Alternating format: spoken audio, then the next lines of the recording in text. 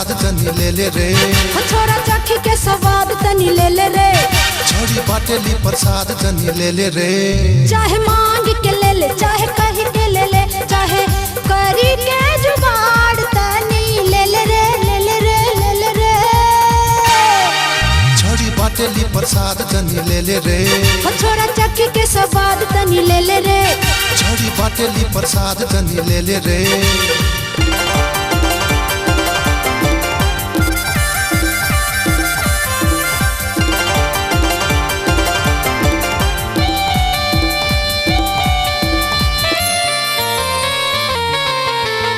चढ़ल जवानी हमर बाड़े हुस्न बा मजेदार हो। चीख के तो चीख के देखा स्वाद बड़ा रसदार हो। चढ़ल जवानी हमर बाड़े हुस्न बा मजेदार हो। चीख के तो चीख के देखा स्वाद बड़ा रसदार हो। चाहे आगे से ले ले, चाहे पीछे से ले ले, चाहे आगे से ले ले, चाहे पीछे से ले ले, चाहे चुम्मा के बाद तनी ले ले रे, ले रे, ले ले रे। छोड़ी बाटेली प्रसाद तनी ले ले रे। छोरा चखी के स्वाद तनी ले ले रे। छोड़ी बाटेली प्रसाद तनी ले ले रे।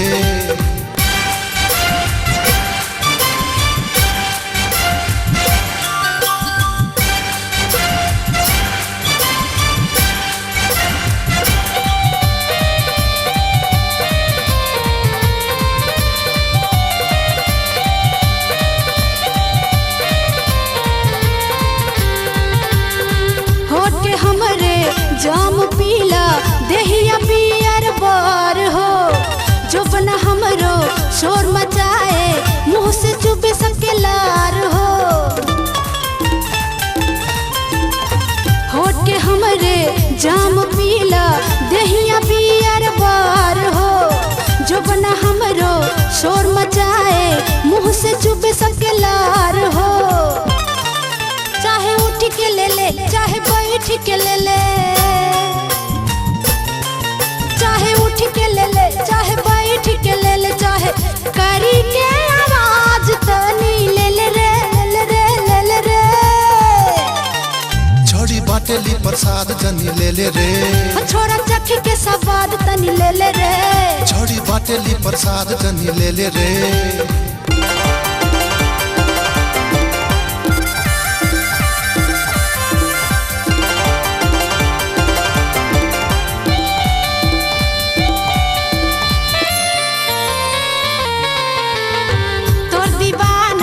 रंजन शर्मा खोजे डिबिया बार हो। रांची पटना पागल भैले, दिल्ली भैल बीमार हो। तोर दीवाना रंजन शर्मा खोजे डिबिया बार हो। रांची पटना पागल भैले, दिल्ली भैल बीमार हो। चाहे छुई के ले ले, चाहे देख के ले ले, चाहे छुई के ले ले, चाहे देख के ले ले, चाहे आके धन्यवाद तनी ले ले रे, ले रे, ले ले रे। छोड़ी बाटेली प्रसाद तनी ले ले रे। छोरा चखी के स्वाद तनी ले ले रे। छोड़ी बाटेली प्रसाद तनी ले ले रे।